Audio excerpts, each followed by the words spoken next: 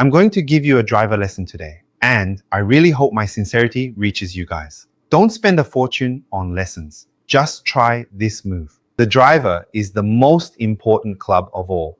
So, a common trait of people who don't hit it well is pulling the left arm and not being able to release the head. Most people who struggle with the driver pull their left arm quickly, which actually makes the hands come first at impact, opening the club face, or they severely over the top it. Most of these people know their own issue.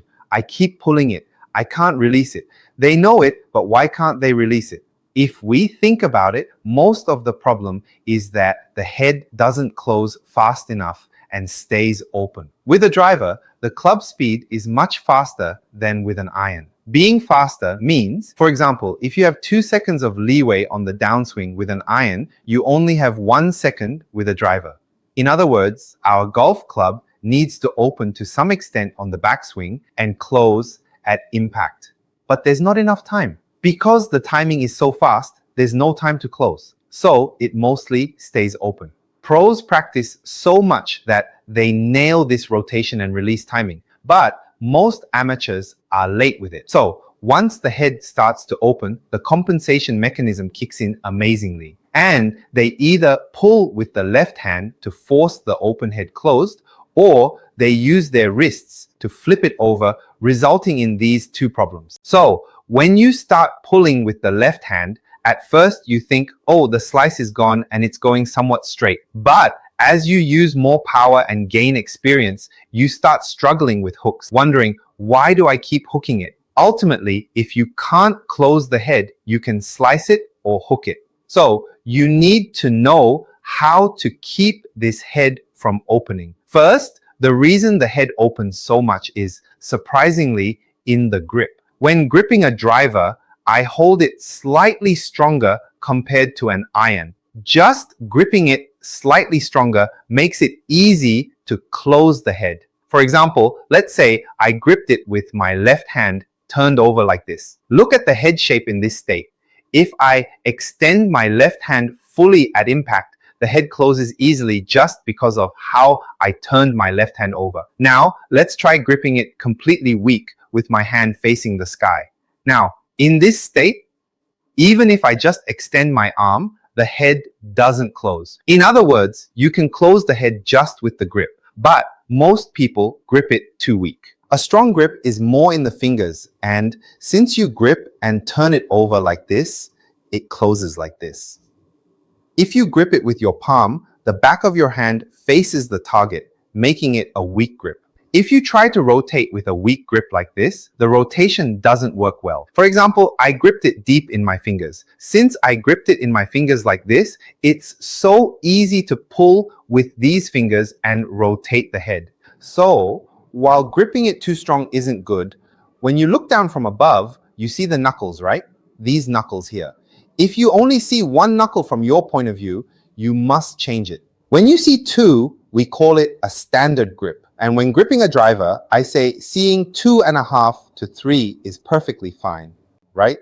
These knuckles here. If you only see one knuckle from your point of view, you must change it. When you see two, we call it a standard grip. And when gripping a driver, I say seeing 2.5 to 3 is perfectly fine, like this. Grip it so 3 knuckles are visible. This is fine, and seeing 2 is also good. But 1 is a no-go. Now, if you grip with your fingers, the force to rotate this hand becomes very strong. But if you grip so only 1 is visible, is the rotating force definitely? It's about 3 times weaker. It's really frustrating when the club face opens up so easily, because once it opens, you have to work so hard to close it back up. Obviously, if it opens and closes too much, timing your impact becomes incredibly difficult. But because we fail to fix the club face opening during this simple takeaway, we end up struggling with endless slices. And since we can't close the face with our hands, we end up pulling our body away, spinning out, and chicken winging just to force it shut. So for the second step, it's crucial to get the feeling of keeping the club face straight during the takeaway. Almost like the face is continuously looking at the ball. This is a very important feeling, and it's also an incredibly easy way to hit your driver well. Now, the final third step. The driver has a much faster downswing speed compared to an iron. In car terms, an iron is a car driving at about 70 kilometers per hour, and a driver is a car driving at 120 kilometers per hour. Ultimately, you have to step on the brake sooner the faster you go. In other words,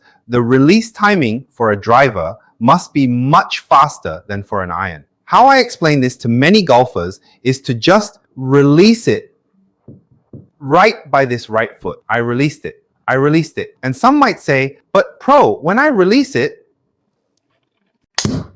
I start chunking it and the ball goes to the left.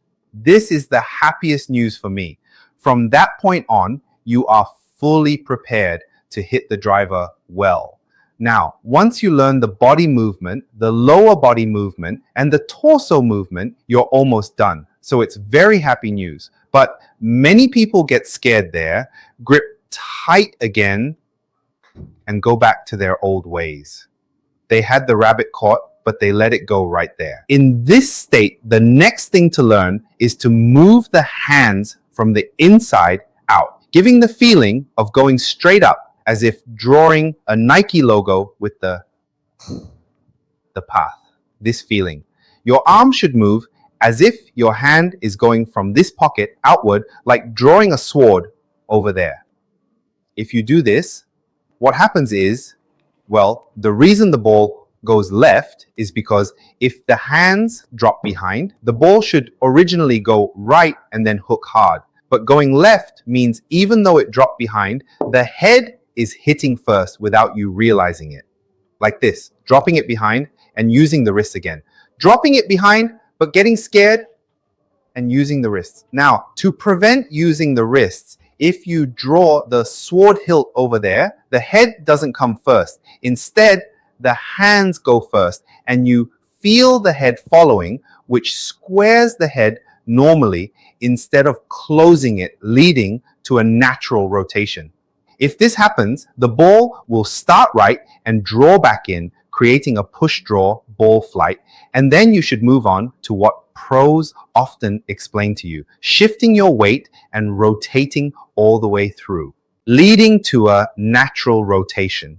If this happens, the ball will start right and draw back in, creating a push-draw ball flight. And then you should move on to what pros often explain to you, shifting your weight and rotating all the way through. I really hope you realize how to rotate this head and release it in today's lesson. So check your grip. For me, if I see 2, almost 3 knuckles, I tend to hook it a bit right now. So I try to see about 2, and you guys can grip it slightly stronger than me or just show 2. So keep this in mind. And for the right hand as well, check if you have a good amount of pressure in these 3 fingers, the middle, ring, and pinky. Relax the index and thumb to some extent. And if you think of holding the club with just these 3 fingers, there should absolutely be no rolling during the take back. And give the feeling of the head looking at the ball as much as possible. And from this feeling, just lightly drop it. Think of your release timing as being right here on the right and practice letting the head rotate naturally. At first, the ball will go far to the right and you just keep trying. 1, 2, keep practicing this ball flight that starts right and comes back left. Okay, I gripped it like this, back swing, take back straight back, and from this straight position, I let it go lightly, and I felt the head closing so well that it started going left. Now, if it went left, that's amazing. You're doing so well. In this state, if you swing toward the 1 o'clock direction as if drawing a sword,